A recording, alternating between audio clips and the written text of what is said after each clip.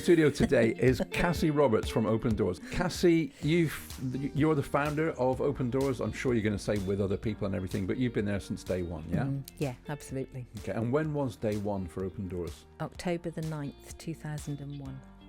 Okay, so 24 years. Oh, you only just had a birthday at the time of recording. Yeah. That's really good. Yeah. And for people listening who may not know, and for those of us who think we know, if you were to encapsulate the work of Open Doors International Language School in 2 minutes, how would you do that? It's our response to the Lord saying, love your God with all your heart, all your mind and your soul, and love your neighbour as yourself. And that is the second commandment. Okay, so that's what you're about. Okay, so an international language school, in my mind, it conjures up an image of people sitting in a classroom learning English as a second language. So I guess that's a little part of it, isn't it? But it's not the whole deal by any means. No, it was called Open Doors International Language School because, to be fair, when we actually decided what we were going to call it, we thought open doors, yes, because it opened doors for people's aspirations to walk through. It's opening doors for opportunities. But then when we went onto the Charity Commission and actually looked, there were lots of open doors. And then it turned out there were lots of Open Doors International. So in the end, we ended up with Open Doors International Language School, which is the official name of the charity. Yep. And people sort of know us as ODILS. Yeah, okay. All right, ODILS, and the odd bit in that is you smiled. Is that is that an ongoing thing? Yeah, it's just ODILS. Yeah. Okay, so with ODILS, 24 years in the city, doing the work that you do. Yeah. Who are the people that you work with? The majority of the people we work with are those who have settled here through migration or through the asylum/refugee route, and those who maybe are spouses of people who are working here, but their English needs to be improved. So that's the majority of the people we work with. Okay. Now, we're in a time and a season in our city where there's a good need for some positive conversations around this topic. Definitely. Yeah. So this is great, and I know you've had a chat with Dave on Dave's show. So if we're covering ground again, forgive me, but I think it's good to do so. Yeah, absolutely. You mentioned refugees and you mentioned asylum seekers. Yeah. What's the difference between a refugee, or what is a refugee? What is an asylum seeker? How are they different? Okay, so an asylum seeker is someone who, for various reasons, has been persecuted in their own country, and under UN, I think it's UNCR rules, they can seek asylum, seek safety in another country. And then a refugee is someone who's been through the process of asylum in this country and has been recognised as, yes, that what they've claimed is true, and so they've been given refugee status. That doesn't automatically lead to citizenship. They still have to, at the moment, spend 5 years working, living here, contributing here, and then they can apply for citizenship, although the government is actually going to extend that to 10 years. So it's quite a long route for someone to eventually become a British citizen. Okay. And I guess, I mean, you must have story after story. My thinking on this, if I was to uproot my family, even though we've only got one child at home now, it's still an uprooting, from here and go somewhere else, I have a pretty good reason to do that. Yeah. The people that you're working with, is it persecution? Is it physical danger they're coming away from? What's kind of situation? The majority of it is persecution due to war. So obviously we've been working in the city with these groups of people since 2001. So initially it was the Iraqi war, and don't forget we went into Iraq. Yeah. Then it sort of, there were various African states at war, like Rwanda and Cote d'Ivoire and Congo, and then we moved into Syria. Again, we were involved in Syria. Yeah. And Eritrea, and then more recently Afghanistan, where a lot of the people that have come in just recently, and I'm not talking about boats here, I'm talking about just coming to the country in various ways, have been because they've been working with the MOD in Afghanistan. And if they stayed there, they would lose their lives. And that's okay. So that's where the rubber hits the road. Really, you're talking with people whose lives are in real danger. Trying to put that, because in an English Western mindset, we've not experienced danger like that for an awful long time. We haven't. And I mean, we weren't. Well, so to understand what that's like takes a little bit of imagination. Yeah. And to understand, I guess, that the people that we see that are in a difficult situation as asylum seekers, that could be a surgeon, that could be, I mean, is there a broad range of people coming? Completely broad range. People with PhDs, surgeons, people that were agricultural workers, people had garages. There's, I mean, literally from whatever background. Also, in terms of literacy for the women, majority of the Afghan women are coming in and they've got very little low level of literacies, particularly from Afghanistan, because the Taliban has banned education. For women? For women. Yeah.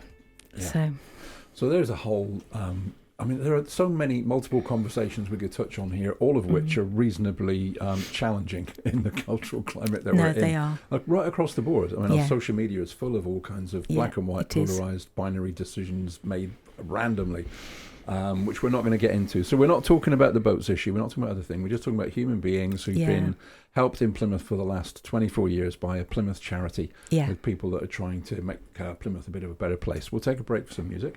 We'll hear some more from Cassie right after this. Cassie, thanks for that intro to the work that you're doing with ODILS, and you're really comfortable with me saying ODILS. That's what everybody calls it, ODILS. Everybody calls it ODILS. We actually trade as ODILS Learning Foundation. Oh, okay. Because the name of the charity, Open Doors International Language School, doesn't completely reflect what we do. And just before COVID hit, actually, 2018, we were coming up to our 20th year, and it was suggested that we grew up in terms of our branding. Right. And so we went out to the people we work with and our staff and the community. What do you know us as? Most people said ODILS.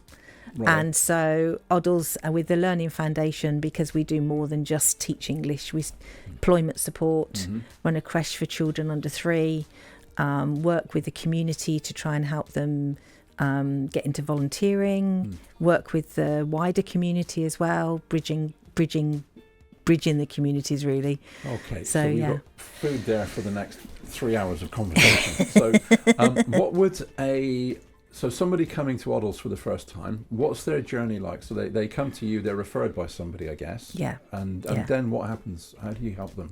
What's their day starting to look like? Yeah, so they would be referred in to us by one of our partners. There's 5 or 6 organisations that work together, particularly under what we call the resettlement schemes. These are the ones that the government run specifically. They would be referred into us. We would assess their language levels. We would look at what they were doing in their country prior to coming to us. Often they are scared to have aspirations. Why? Because their aspirations were already taken in the first place when they were in their own country. They may still be traumatised. They may still not sure where other family members are. They may have lost family members. They might be in temporary accommodation because the city council does not use any social housing for asylum seekers and refugees. That's a good point to make, because that's an assumption that we can make incorrectly. Yeah, absolutely. And if you're interested, for those of you who are listening, if you're interested, if you go on to the plymouth.gov.uk/asylum seekers, there is a whole set of questions that are constantly asked around asylum seekers, about asylum seekers in Plymouth, about whether we've got hotels, which we don't, the number of people in the city, which is actually 0.14% of the whole population of Plymouth, which was 260,000, and we've got 600 people. So 1/10 of 1% of people in the city are seeking asylum, usually from persecution, running away from places of war, where if they, which have all the complications that can go with that. Yeah. So you mentioned people coming into the city, they may still be traumatized. So someone coming to ODILS is still working through trauma, probably hasn't really addressed that yet. No. Is in a strange land where they don't have any sense of permanency or belonging. No. And carrying a ton of trauma. Yeah. How do you even get them to begin to engage and take a path forwards? Because there's so many blocks there to doing anything. Yeah, absolutely. How do you work with that? You must have trauma-informed stuff, and you must have people all of the staff are trauma-informed trained, and even our lessons we teach through they call a trauma-informed curriculum. So, interestingly, we have to do like fire drills because that's good. Yeah. So we did some fire drills this week, and we had to be aware that the noise and the fact that they've got to get out of a building very quickly could in fact trigger people's trauma. So we have to be aware of things even as simple as that. Yeah. I mean, I'm enjoying in the sense of participating in this conversation, because I think it helps to be able to imagine another person, simple. It's like, what's it like in someone else's shoes? Yeah. So the more of this we can do, I think, is helpful. Because it helps to put meat on the bones of the work that you're doing. And why you're doing absolutely. Yeah. So examples of, have you had people really struggling when they come to ODILS? Your work therefore has to go into some other field other than just Learning Foundation. You must be getting involved in caring for really difficult needs or partnering with others who do. So one of the things that I felt the Lord said to us when we started ODILS is that we had to be the best we could be at what we are good at, which doesn't mean therefore we have to be everything to all men.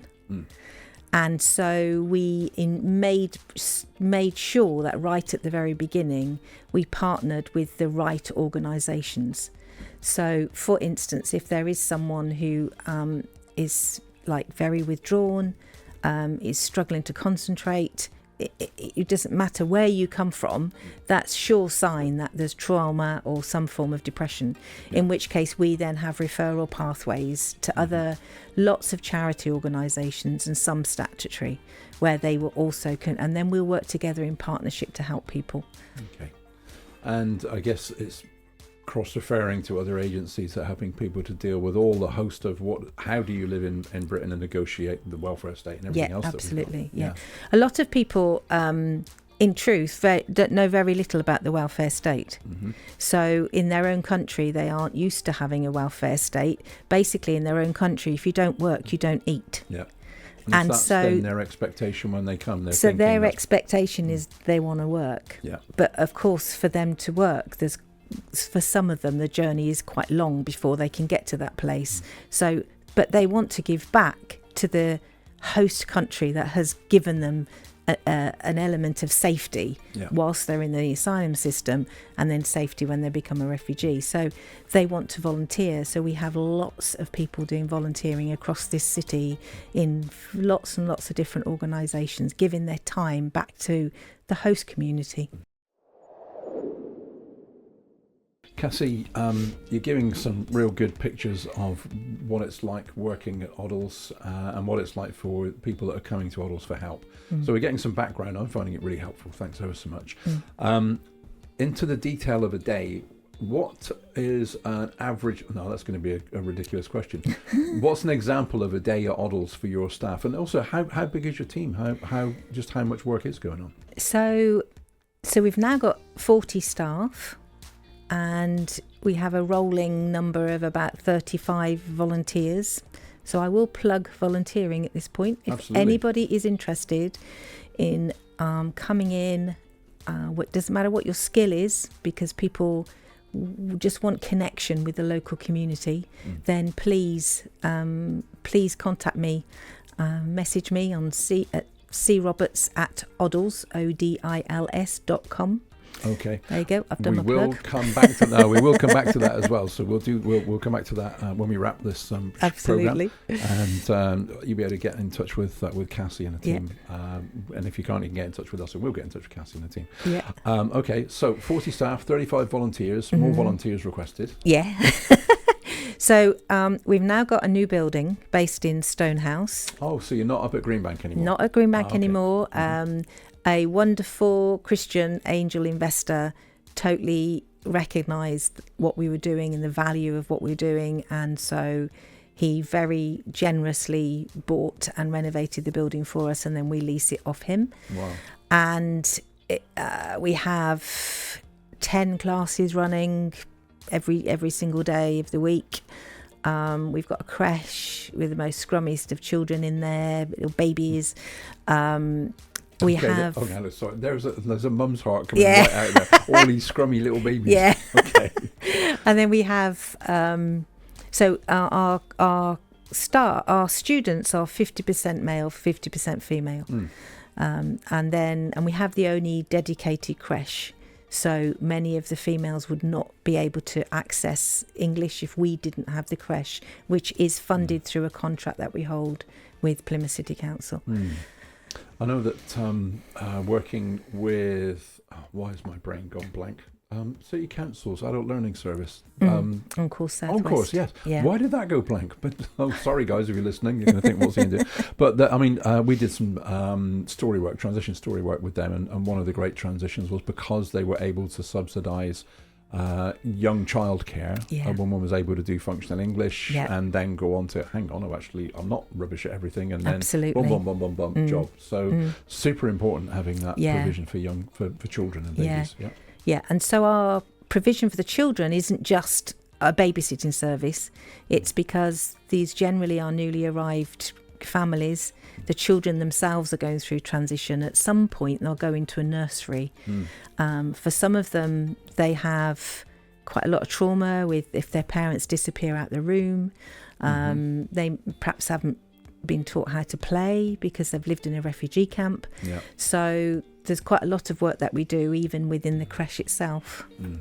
That's an interesting point. So when somebody comes to you, say a family comes with young children to you, are they, that's the point where things can take an upturn. Are they usually on that journey? They've been in camps for a period before that? It depends on their route into the UK. The recent Afghan families have literally been plucked out of Afghanistan and put straight into Britain. So they haven't even had any transition whatsoever. But some of the families that have come through different routes have actually sat in refugee camps and then they've been allowed to come into the UK. So their children have had a totally different experience. They're often more traumatised, and that takes a lot longer to come out. But what is so lovely is when you see women arrive and the prams go in our little pram park and the children run down the corridor to go into the creche. That might have been somebody who arrived, say, a month ago, where the child was screaming and crying and wouldn't leave mommy's hand, and then they run straight into the creche. And then the women themselves just thrive, because for some of them it's the first opportunity they've had of education, because where they've come from, women haven't been allowed to be educated. Which is difficult to get your head around, again, in our country, the level at which that is a severe limit on people. And there's cultures. We're not commenting on different cultures, different modes of living. But we're commenting on those effects when people come to the UK and land upon your doorstep. Yeah, absolutely. How long are people with you at ODILS then? Someone comes to you for help? I think it just depends on what level of English they come in at. So some people might stay with us for 4 or 5 years. So if you imagine trying to learn French at school, and we start learning French. I know they start in primary school, but really you probably don't properly start until you get to secondary school, and you've got French twice a week. And you don't ever meet a French person or a French speaker, then by the time you get to the end of year 11, you're okay. I got le plume de ma tante sur la table de mon oncle, and that was it. Yeah. So we can't assume that just because they've come from another country they're going to find learning languages easy. Very often they do, because they probably already speak several languages of their own dialect. their country might have 2 languages already. So they're already very, very accomplished people. But we can't assume that. And also for some of them, they've never been taught how to write. So we can't assume they're literate either.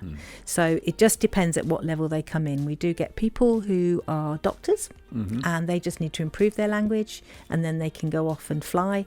And then we have those that are with us for a lot longer. Cassie, we'll come back to hear more about this right after this. Cassie, you've given a great background to the work of ODILS, and a bit more than a background. If we can go a little bit deeper and just imagining, and me trying to put myself in the shoes of someone who's come to the UK as an asylum seeker. So putting ourselves in the shoes of others, I think, is a great thing to do anyway. Try and imagine that. As I sit and think, what would I feel like if I'd gone to another country? And I've just been to Northern Ireland, and that's a big enough culture shock for me. Anyway, with my lack of travel. How does somebody feel when they come here and they've lost everything? They must feel, it must be a humbling experience and difficult to recover from. How do you help people through that? So I think there's something about culture shock, okay? It's whether you go overseas or stay here, whether you move from Birmingham or down to Devon like I did. That was a culture shock.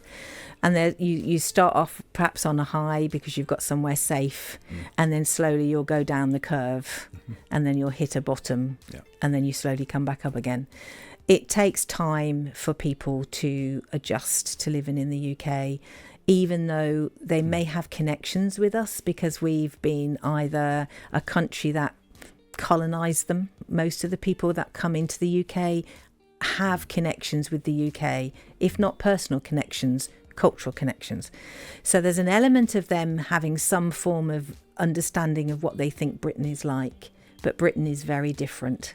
And each area of England, which I can talk about, is very different. So they may have assumptions of what they've read or seen, and then they find out actually it's not like that. So I think it takes time, and it takes trust. And from a faith perspective, it takes love. To actually recognise and see people. So in the same way as we want to see people in our wider community who may have, say, drug issues, they're still people, they need to be seen. And often, sadly, in the rhetoric we have at the moment in the world, the individual refugee and asylum seeker is not seen, but the political side is put above the person. And so our staff see people. That's the whole point of them, people coming in. And then through that, then they can start building lives. We can't build their lives for them, but through time, through realising that they've got an opportunity here to do something, it might not be what they were doing before. They may have to completely start again. And if you imagine if you're a 55-year-old man and you had a reasonably good business, agriculture business in Eritrea or Afghanistan, and then you literally had to flee for your life and you come here, you're a 55-year-old man, you've got to start again. So if you can put yourself in that position, then it is difficult. But people are resilient. God has made human beings to be incredibly resilient. And so we just try and help them work that way through into their lives to get to that place where they want to be. That's really helpful. Gosh, there's so many questions to ask in response to that, Cassie. The people whose shoes I'm trying to fit in, and trying to imagine and reimagine myself in that space. You're talking really about, I mean, firstly, I think it's lovely when you say that your folks see people. It's not like they have an appointment to see people. I just want to make sure that we know what we're talking about. I'm just in case anyone's just tuned in by accident and they're catching up. Of course you see people, you have appointments. That's not where we're at. No. Listen to the programme again on Listen Again, folks, and we'll give you a link later.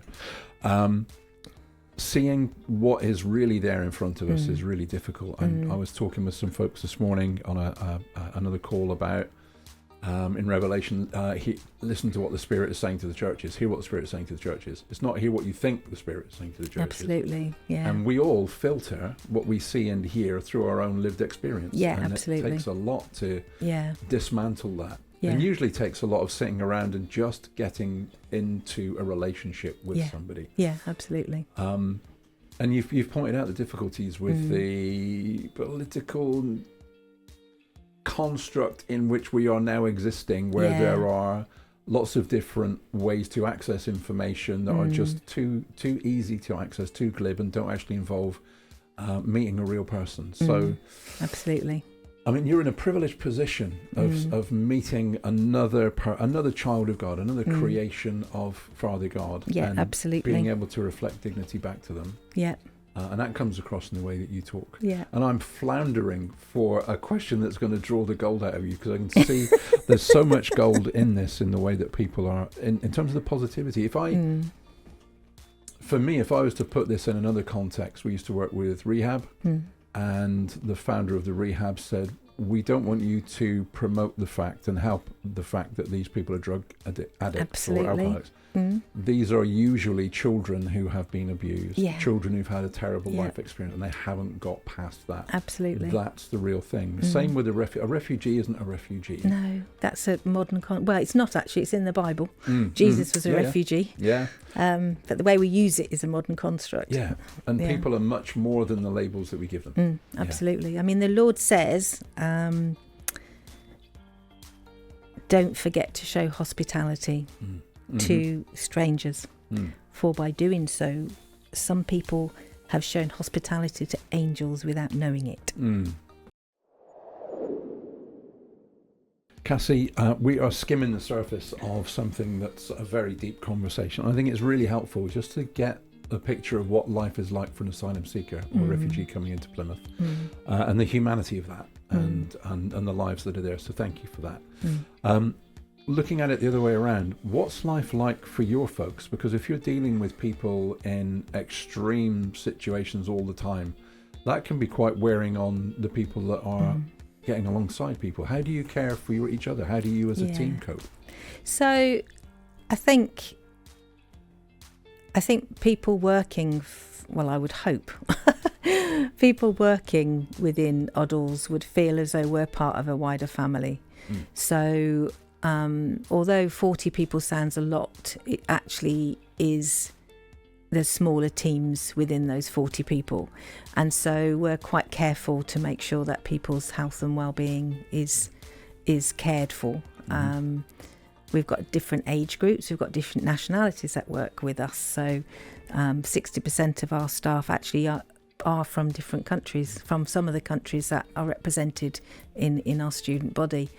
And I think it's that listening. It's being able to really listen to someone if they're having a hard day, or if someone's just shared a story which was a bit shocking and they weren't expecting it. At the moment it's settled, because so when we welcomed many of the Ukrainian evacuees 2 years ago, because people were watching things on the television, they were watching their own towns being bombed, etc.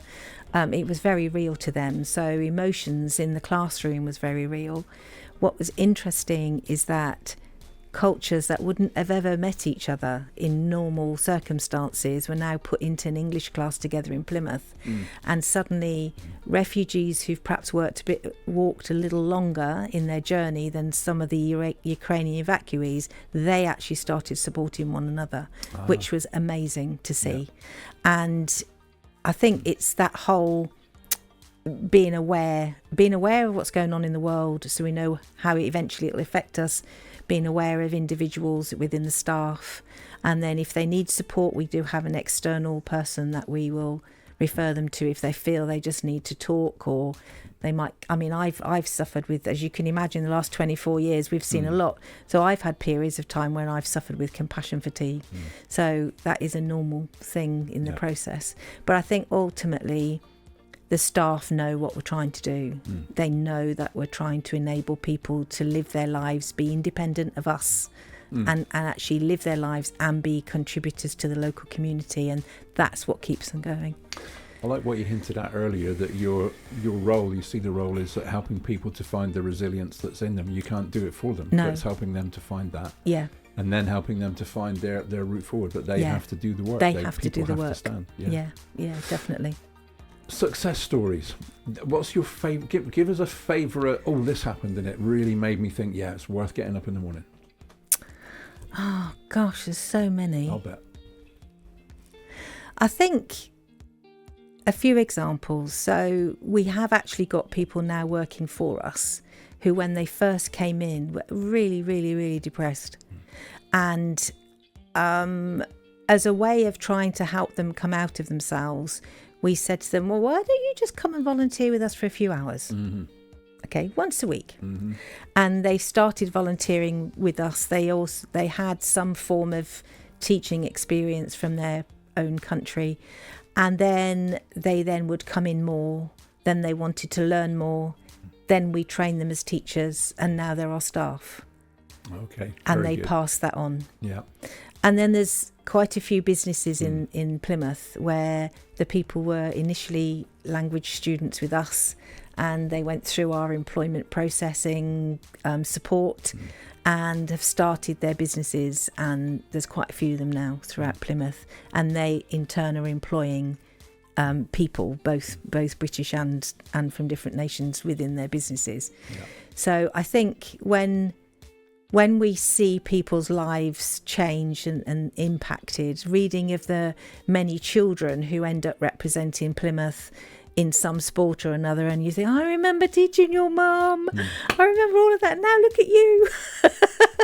So going to the various festivals where you might bump into people and they come up to you, they go, oh, Mrs. Cassie, we're not seeing you. And you see their child was only 3 and now they're like taller than you. Yeah. So to me, that's a success story. To me, that makes what we do every day worthwhile. Yeah, so you must be seeing people in our city that are contributing to the life and the well-being of our city that have begun in a very difficult place with you. Massively, yeah. Awesome. For people who may be interested and think, right, I want to volunteer, I want to find out about volunteering, you touched on it. Yeah, I did. What kind of roles are you looking for or are available that people can have a conversation with you about, think, could I do this? Could I not? So there's support within the classroom, and you do not have to be a teacher to do that, but support within the classroom. What does that look like, support in the classroom? So it could be that we have a class of, say, 12 people and 2 people it's just taking them a lot longer to go forward. So we would have a classroom assistant. So there's support within the classroom. There's support within the creche, working with the children. There's sort of general running of the charity needs help. At the moment, we are thinking about marketing, for instance. We are okay, but we're not best at that, which is why lots of people don't know we exist. Yep. So we're thinking, has anybody got a marketing background who would just like to get into a project for us? Trustees, we're always looking for people to come on our board who have got a real heart to see people grow and educated. So trustees, there's various roles people could take. Starting little projects like volunteer projects. So if you're very good at, I don't know, sewing, we've got so many women who are used to doing that in their country and they're feeling a little bit lost now because that's not even there. So we're going to run out of time, Cassie, which is sad, because I feel we haven't done justice to the short dive that we wanted to do. And there's a deeper dive we could do. I don't think we've got the green light to do a deeper dive on some of these issues. And I think we need a balance as well, because we need to give voice to concerns that are fueling all kinds of nuances in the debate that's currently going on. Everyone needs to be heard and a voice needs to be heard. So people for whom the discussion about asylum seekers and people of other colour and other countries coming to our country and that they find that difficult, that voice needs to be heard and those conversations need to be had. So yes, definitely. We don't have a balanced, it's only just me and you here and we've got similar ideas, so we need a balance of things. We need that conversation to take place. So this isn't the time for that, but I really hope that at some point Dave sets something like that up. Cassie, thanks ever so much for coming in. Give us your email address and your website address again. Okay, so it's C Roberts at ODILS, which is ODILS.com, and the website is www.odils.com. ODILS, I like that, odils.com. Cassie, thanks ever so much for coming in. And I hope we can update in a few months as well, Yeah. because I'm sure that things are going to be moving along at pace in our country over that time and in our city as well. Yeah. You listen to Community Matters on Cross Rhythms. Thank you for staying with us, and I hope you enjoyed the programme. You got any questions? Email Cassie, not me.